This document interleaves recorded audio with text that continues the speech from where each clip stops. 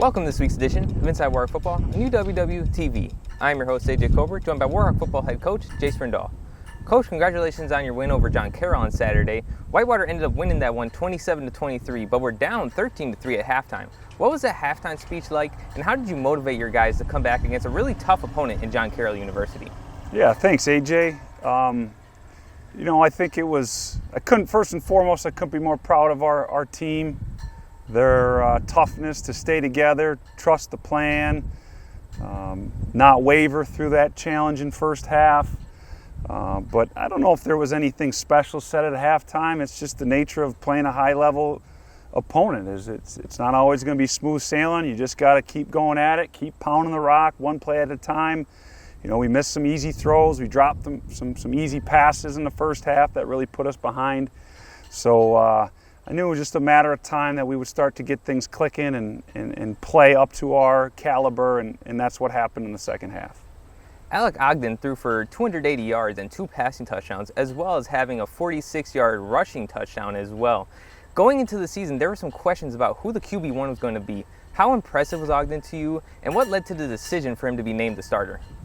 Yeah, that was a hard decision, but that's the nature of our profession, is that you got to do what's best for the team.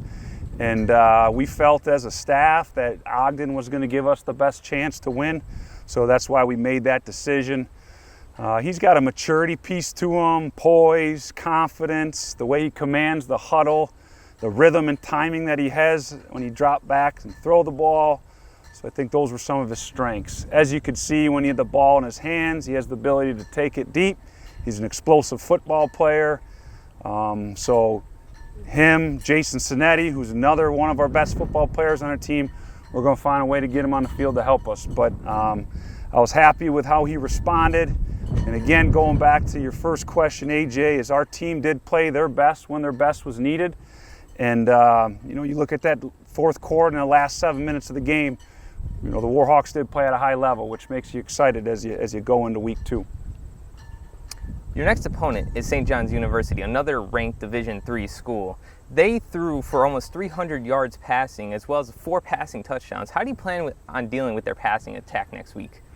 Yeah, a very familiar opponent. Obviously, we played them last year, and they got after us a little bit. So, we got a lot of respect for St. John's and what they bring to the table.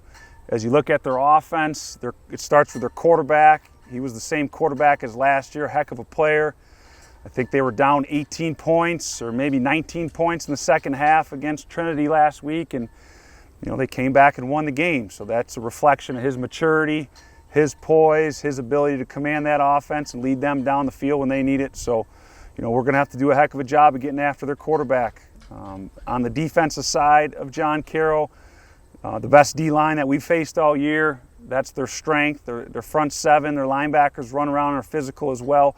But it's going to really come down to our offensive line, be able to control their defensive line. Thanks for your time, Coach, and we'll see you next week. Awesome. Thanks, AJ. Appreciate the opportunity. This has been this week's edition of Inside Warhawk Football on UWW-TV.